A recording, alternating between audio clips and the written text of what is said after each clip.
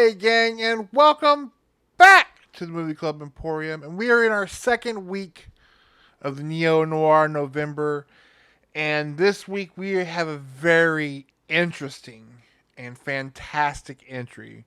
We're talking about Cure from 1997, written and directed by Kiyoshi Kurosawa, and starring Koji Yakuso. And this is quite a film.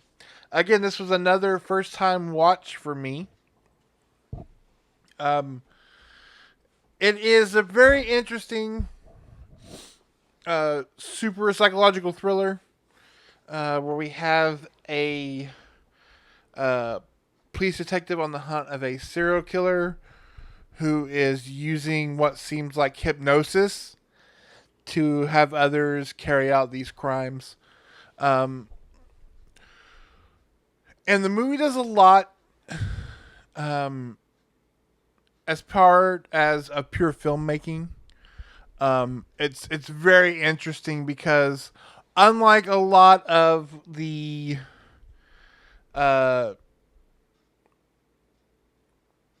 the basic recipe for a seven kind of clone, this movie does so much. Uh, we don't have a rain drenched no name city. There's so much sunshine in this movie, and so many brutal things happen in the bright sunshine. Um, the biggest and most effective thing about this movie is its sound design. The use of silence as a form of letting you know when a hypnosis is taking place. Otherwise, just the overdrone of the city, sirens, um, flashing lights, all kinds of things that make noise.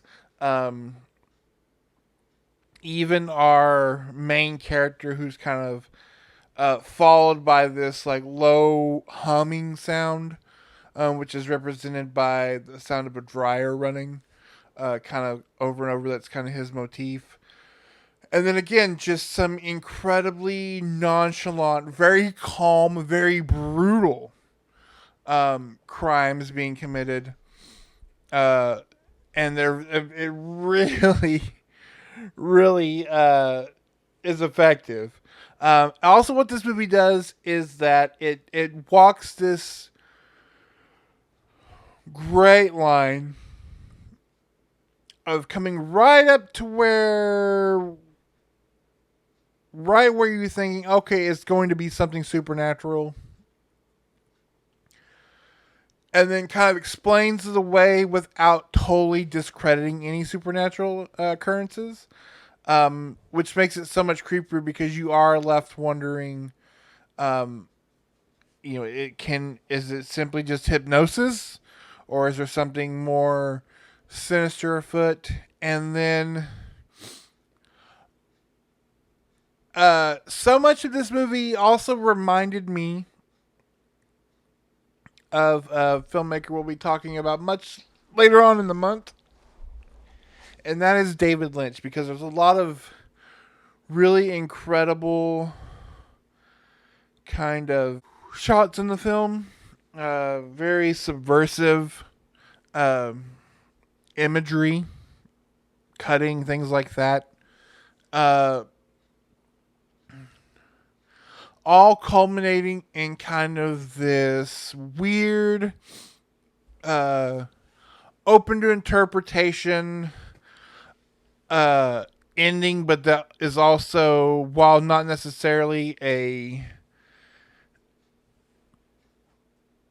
is left open ended while also being cut punching.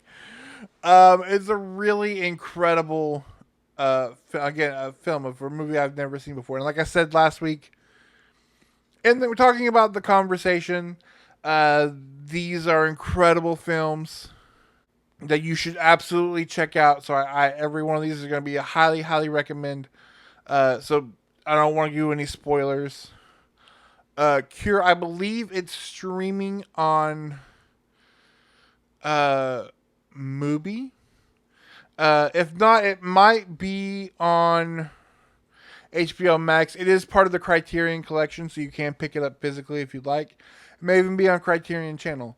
But it definitely is one that you can definitely get your hands on fairly easy. And again, it's just so interesting seeing, because when you do see kind of Japanese and other Asian police movies, they are very leaning heavily onto action and things like that, and this one is just very much slowly paced and deliberate, and again walks a line of being an out and out horror film, along with something, sort of like a Seven clone, but also digging into things uh, very Lynchian. It's a very interesting movie that I highly recommend. Although I will again tell you, it is a very brutal uh, and like calmingly so of a movie, and so it is some could be a rough set for some. But I honestly was just absolutely blown away by the filmmaking and the story, and it just leaves you just uh, kind of blown away at the end. So I highly recommend Cure. I am curious if there are any other movies, uh, like kind of action noir ish movies. Not action, no, yeah, noir thriller esque movies, whether it be Japan or Korea or anything like that. Like again, going back to the first year we ever did Neo-Noir November, we talked about I Saw the Devil, which is still my favorite kind of psychological crime thriller uh, from uh, from Asia, which is just a brutal, amazing, but oh man, that movie will ruin your day kind of thing. But it's a fantastic film. This is right up there with it. I absolutely enjoyed it. Now next week, um, I am excited because Brian De Palma, for better or worse, is one of my favorite filmmakers. And any of you who enjoyed the X trilogy, Ty West X trilogy, especially the last entry, Maxine, owes a lot to the movie we're going to be talking about next week, because it is his sleazy Hollywood giallo thriller, Body Double. So you're not going to miss that.